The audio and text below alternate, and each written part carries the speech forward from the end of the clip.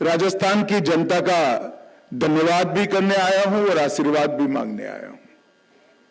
धन्यवाद इसलिए कि 2014 में हम आपके सामने आए, झोली फैलाई, आपने कमल से हमारी झोली भर दी, 25 की 25 सीटें भारतीय जनता पार्टी को दी। 2019 में हम आए, हमने हमारी झोली फैलाई, फिर से एक बार आपने मोदी जी पर भरोसा करा और सभी सीटें दे दी।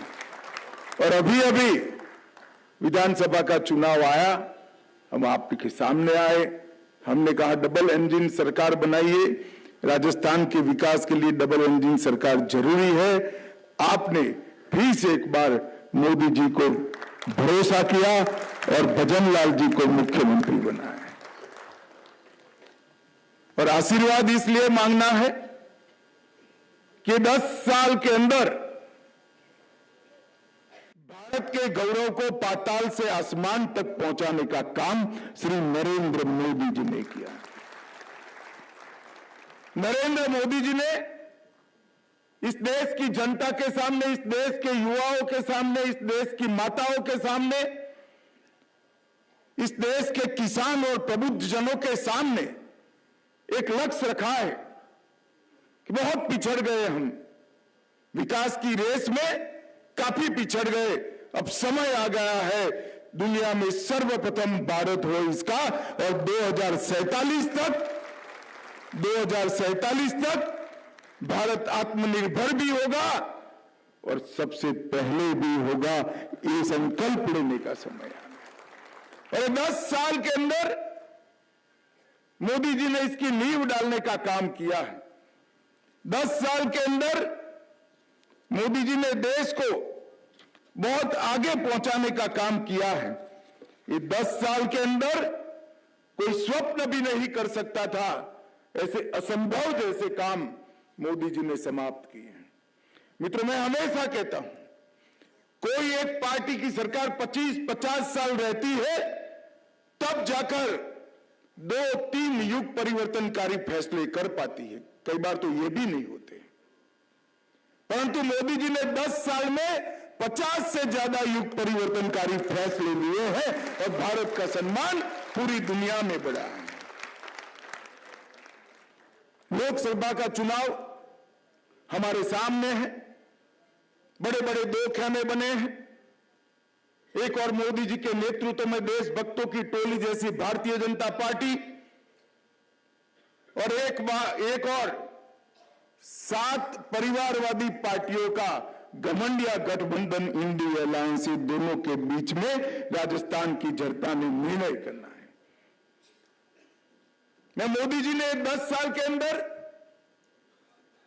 क्या परिवर्तन किया, देश को कहां से कहां पहुंचाया, बताऊंगा। परंतु सबसे पहले मैं एक बात बताना चाहता हूं कि मोदी जी के नेतृत्व में भारतीय जनता पार्टी का एकमात्र उद्देश्य है, सर्वप्रथम भारत दुनिया में सबसे पहला हो, इसके अलावा कोई उद्देश्य नहीं। और सामने जो गठबंधन है, 7 पार्टियों का जो गठबंधन बना है इंडिया अलायंस, ये क्या है, इनका लक्ष्य क्या है? एक और मोदी जी का लक्ष्य है दुनिया में भारत सर्वप्रथम हो, भारत माता विश्व गुरु के स्थान पर विराजित होकर दैवी प्रमाण तरीके से दुनिया का मार्गदर्शन। और इनका लक्ष्य क्या है? सोनिया जी का लक्ष्य है राहुल बाबा को प्रधानमंत्री बनाना, लालू जी का लक्ष्य है अपने बेटे को मुख्यमंत्री बनाना, उद्धव जी का लक्ष्य है अपने बेटे को मुख्यमंत्री बनाना, स्टालिन साहब भी अपने बेटे को मुख्यमंत्री बनाने चाहते हैं, मुलायम सिंह मुख्यमंत्री बनाकर गए, संभाल नहीं पाए, फिर से अखिलेश जी मुख्यमंत्री बनना चाहते हैं, ममता जी अपने भतीजे को मुख्यमंत्री। मैं एक बात आज राजस्थान की जनता को पूछने आया हूं, जो लोग अपने बेटे बेटी भतीजों के लिए राजनीति करते हैं, वो देश का भला कर सकते हैं क्या? जरा जोर से बोले, कर सकते हैं क्या? देश को, गरीब को आगे बढ़ा सकते हैं क्या? देश को सुरक्षित कर सकते हैं क्या? देश के किसान का भला कर सकते हैं क्या? देश के अर्थतंत्र को सुधार सकते हैं क्या? ये केवल और केवल और केवल अपने परिवार का भला करने के लिए राजनीति में है और भारतीय जनता पार्टी केवल और केवल भारत का भला करने के लिए। और ये जो परिवर्तन है, ये दोनों के बीच में विरोधाभास है। इसके बीच में देश की जनता ने, राजस्थान की जनता ने निर्णय करना है। मित्रों, मैं बात करना चाहता हूं देश की सुरक्षा की। मोदी जी ने अपने दृढ़ नेतृत्व से देश को सुरक्षित करने का फैसला किया और इसको जमीन पर उतारा। हम सब ने मनमोहन सिंह का काल देखा था। 10 साल तक पाकिस्तान से हर रोज आलिया मालिया जमालिया घुस जाते थे, बम धमाके करते थे, कोई जवाब देने वाला नहीं। आपने 14 में मोदी जी को प्रधानमंत्री बनाया और प्रधानमंत्री बनने के बाद उन्होंने फिर से एक बार हिमाकत कर दी, पुंछ में हमला किया और पुलवामा में भी हमला किया। 10 ही दिन में सर्जिकल स्ट्राइक और एयर स्ट्राइक कर कर पाकिस्तान के घर में घुसकर दिल में तारे दिखाने का काम। आज पूरी दुनिया में पहले 2 ही देश थे जो अंदर घुसकर जवाब देते थे, अमेरिका और इजराइल। ये 2 देशों की सूची में मेरे और आपके महान देश भारत का नाम जोड़ने का काम, जो अपने जीवन का सर्वश्रेष्ठ काल मां भारती की रक्षा के लिए सीमाओं पर देते थे।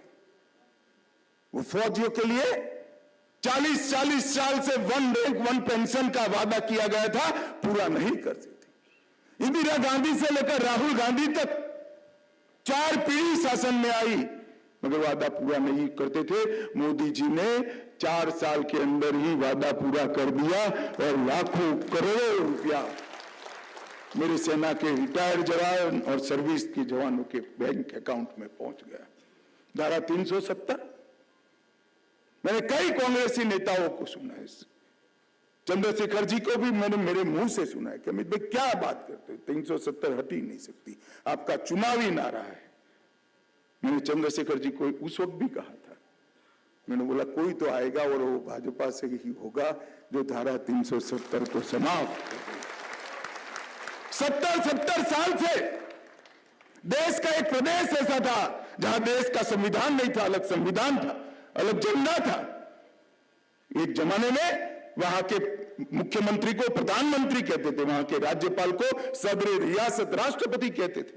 श्यामा प्रसाद मुखर्जी ने 1950 में अपनी जान गंवाई 53 में, इसीलिए एक देश में 2 निशान, 2 विधान, 2 प्रधान नहीं होंगे। मगर हम भी मजबूर थे, हमें जनता का आशीर्वाद पूरा नहीं मिला था। जिस दिन देश की जनता ने दूसरी बार पूर्ण बहुमत मोदी जी को दिया, 5 अगस्त 2019 को मोदी जी ने धारा 370 को समाप्त कर दिया। और आज जम्मू कश्मीर के सचिवालय पर तिरंगा शान के साथ लहरा रहा है, कोई सवाल नहीं करता। जिस लाल चौक पर झंडा फहराने के लिए मोदी जी को और मुरली मनोहर जोशी जी को 90 के दशक में सेना की सुरक्षा के साथ जाता था, आज आपके छोटे से बच्चे और पोती को भी भेज दीजिए, आराम से तिरंगा लहरा पाएगा।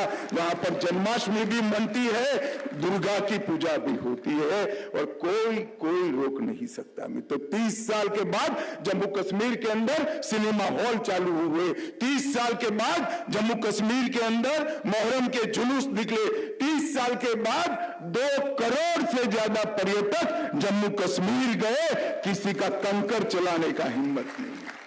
13 संगठनों को प्रतिबंधित कर दिया और सारे टेररिज्म के इकोसिस्टम को समाप्त करने के काम नरेंद्र मोदी जी ने किया। मैं तो आज आपको कहने आया हूं कि मोदी जी ने 370 हटाई है, मोदी जी को 370 देकर देश की जनता आशीर्वाद दे।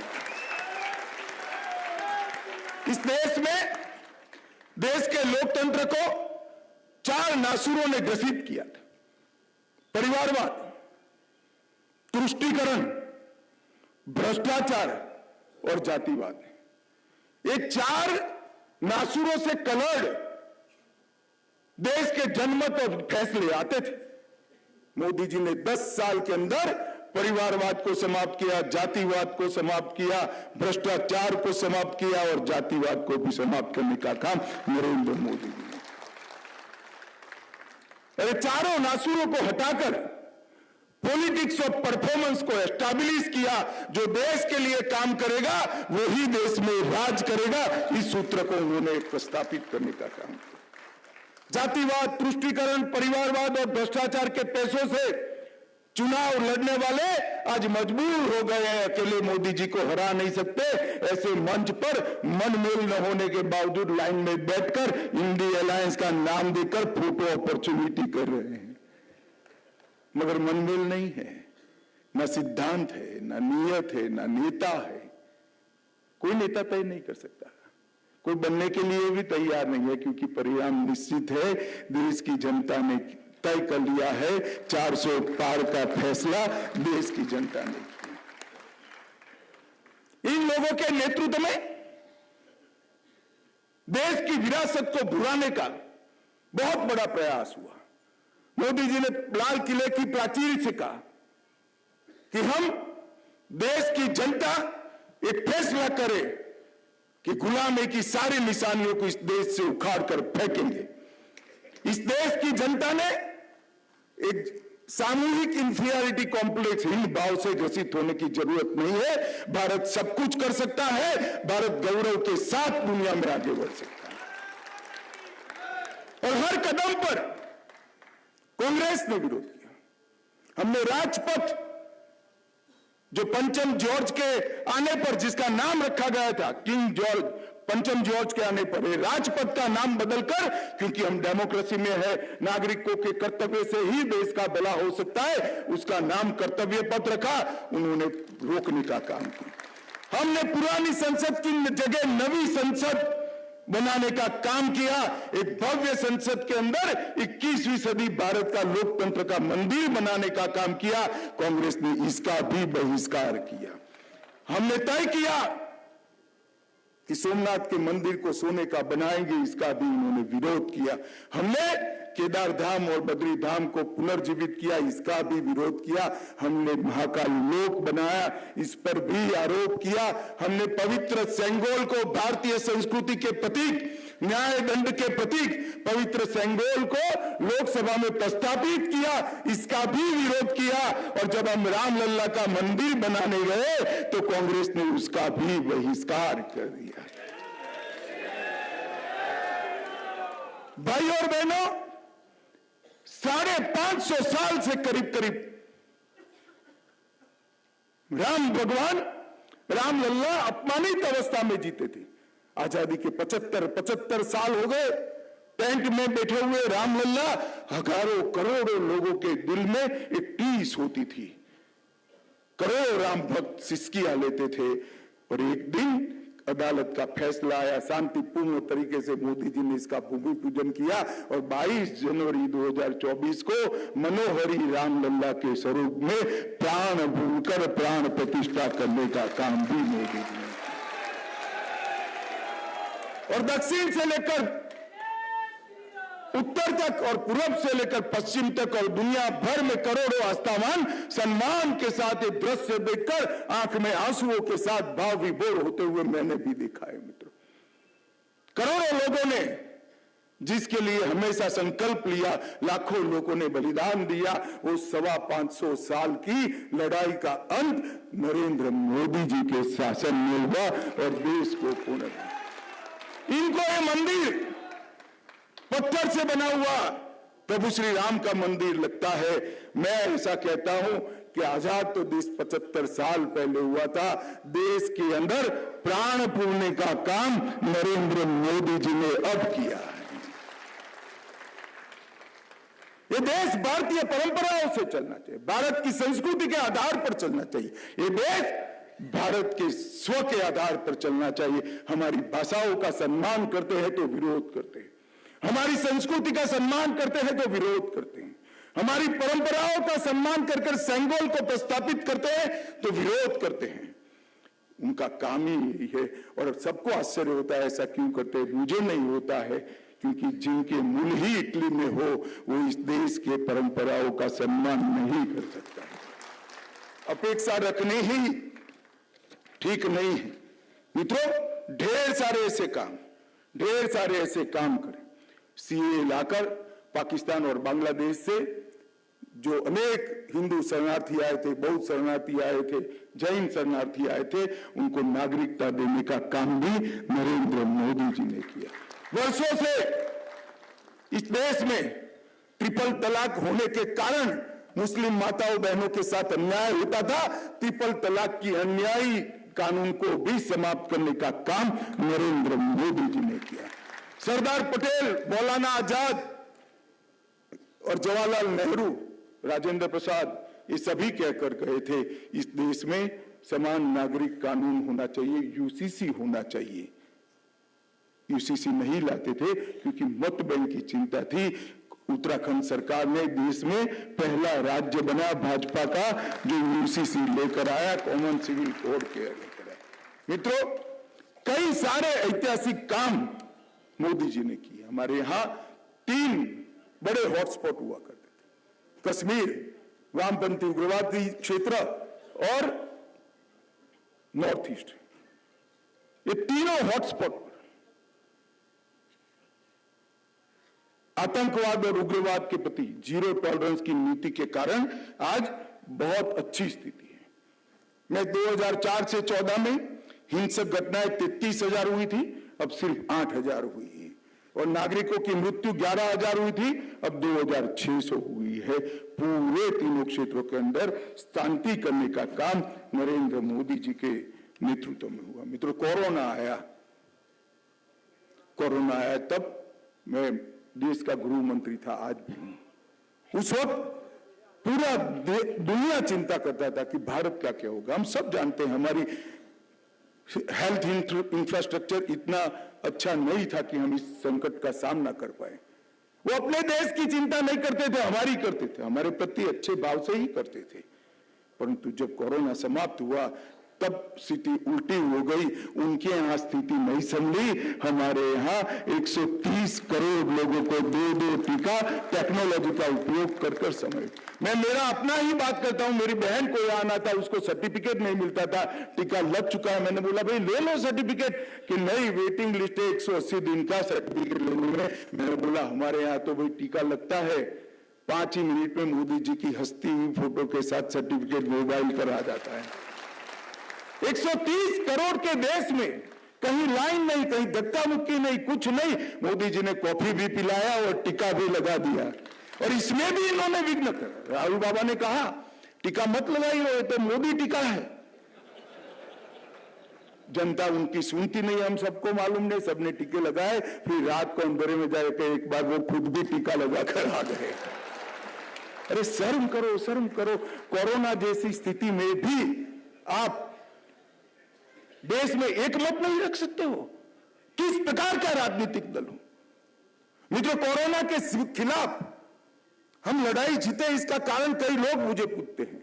कई लोग कहते हैं कि वैज्ञानिकों के कारण जीते, डॉक्टरों के कारण जीते, पुलिस ने अच्छा व्यवस्था करी, जनता सेल्फ डिसिप्लिन थी, ब्ला ब्ला ब्ला, कितने ही कारण कहते। मैं सब हमेशा कहता हूं कोरोना के खिलाफ भारत विश्व में सबसे अच्छा प्रदर्शन कर पाया। इसका एकमात्र कारण है कि पूरी दुनिया में कोरोना के खिलाफ सरकारें लड़ी, यहां कोरोना के खिलाफ सरकार के साथ साथ 130 करोड़ की जनता ने भी लड़ाई लड़ी।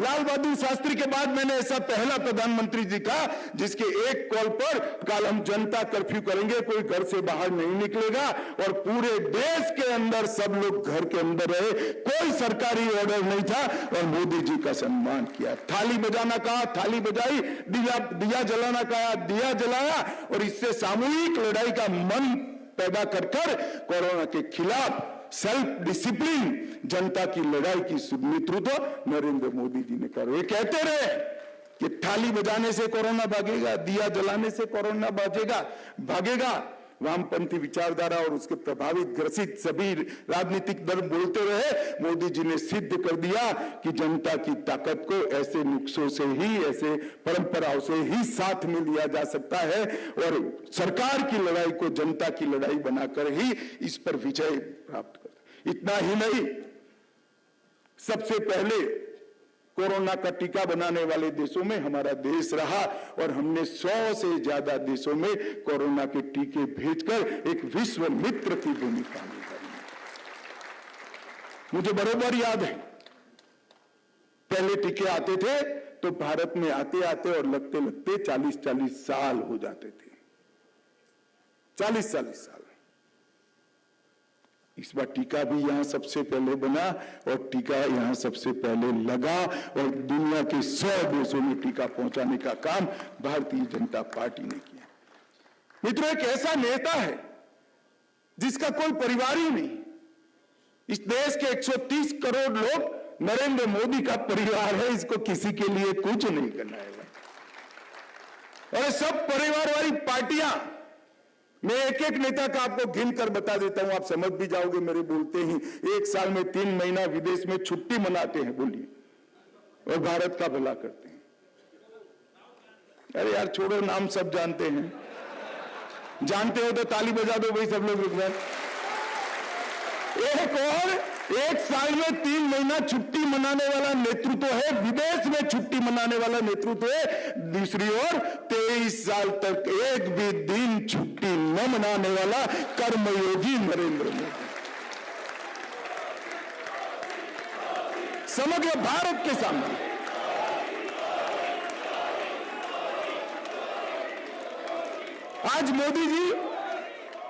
आज मोदी जी अपने परिवार की सोचते तो देश के 60 करोड़ लोगों को 5 किलो अनाज हर महीने मुफ्त नहीं मिलता। देश की 12 करोड़ माताओं का चूल्हा धुआं मुक्त नहीं होता। देश की 13 करोड़ बहनों को, परिवारों को शौचालय नहीं मिलता।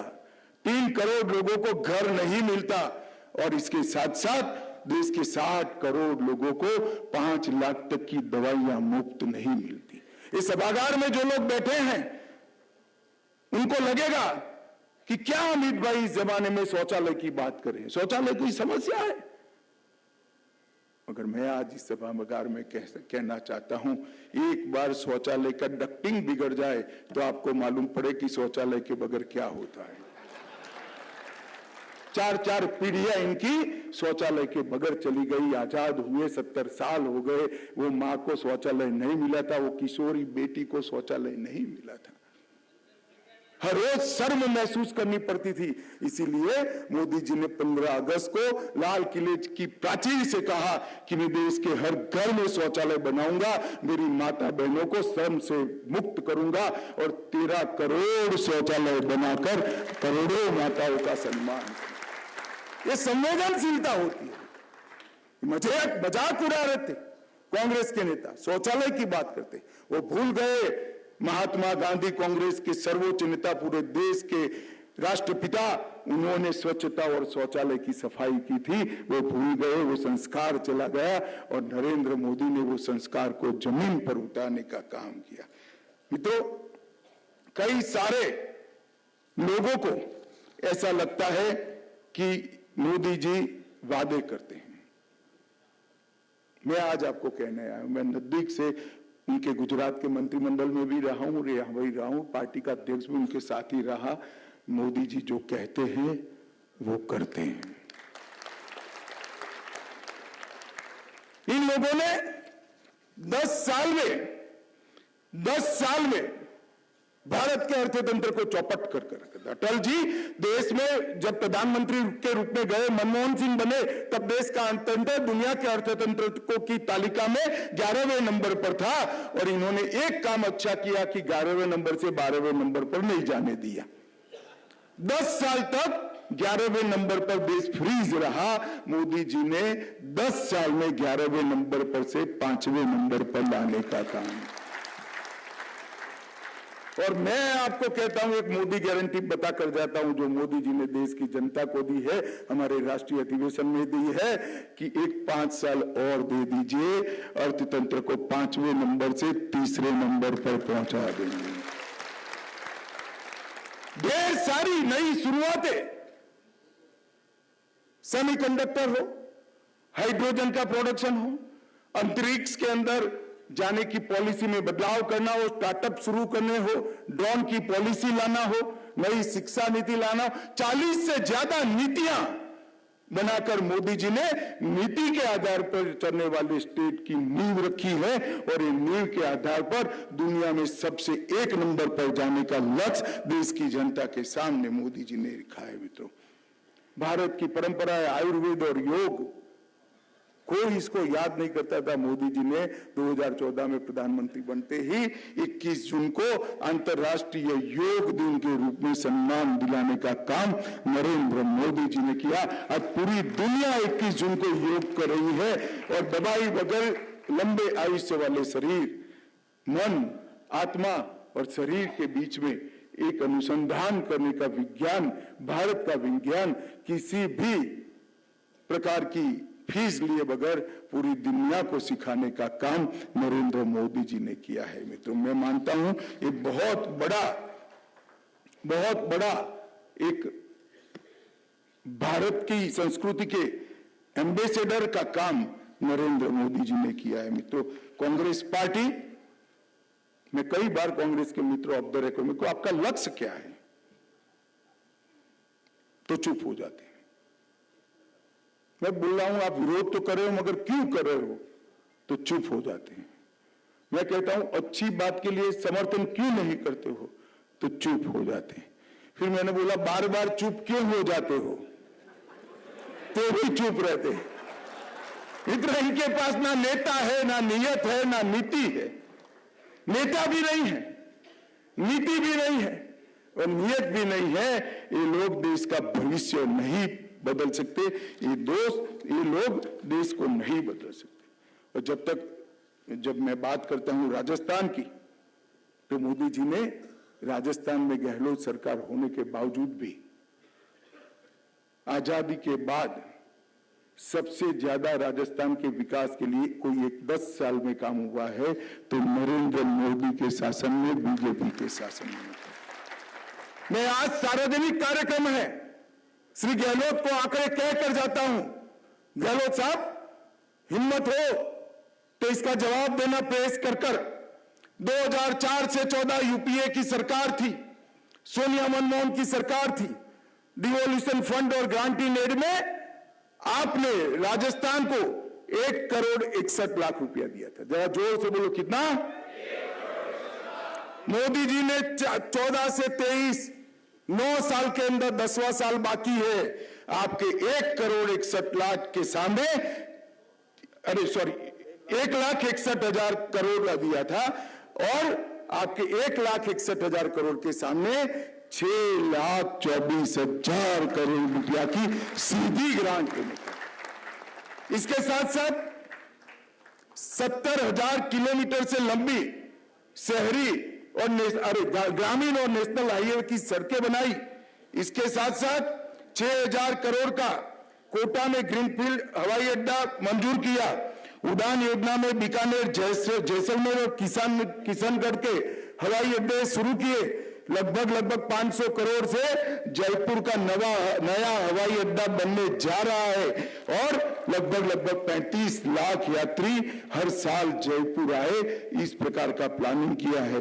57,000 करोड़ रुपया केवल और केवल रेलवे के लिए आवंटित किए। 10 नए रेलवे स्टेशन करे और विश्व स्तरीय 10 नए रेलवे स्टेशन जयपुर में बनाने का काम भारतीय जनता पार्टी की सरकार ने किया। 1100 करोड़ रुपया जयपुर की मेट्रो के लिए दिया और राजस्थान की पहली वंदे भारत ट्रेन अजमेर से दिल्ली कैंट तक चालू करने का काम नरेंद्र मोदी जी ने किया।